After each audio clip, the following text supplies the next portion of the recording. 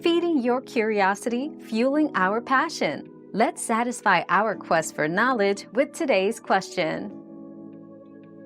Metal bending involves the plastic deformation of metal, changing its shape without removing any material.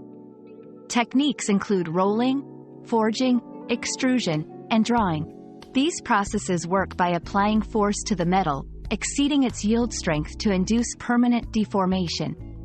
Temperature plays a crucial role. Cold bending involves shaping at room temperature, while hot bending heats the metal, reducing the force needed to change its shape. Successful metal bending requires understanding the metal's properties, including its elasticity, ductility, and yield strength. Our quest for knowledge never ends. Thanks for being part of today's discovery. Subscribe, like, and share to join us on the next one.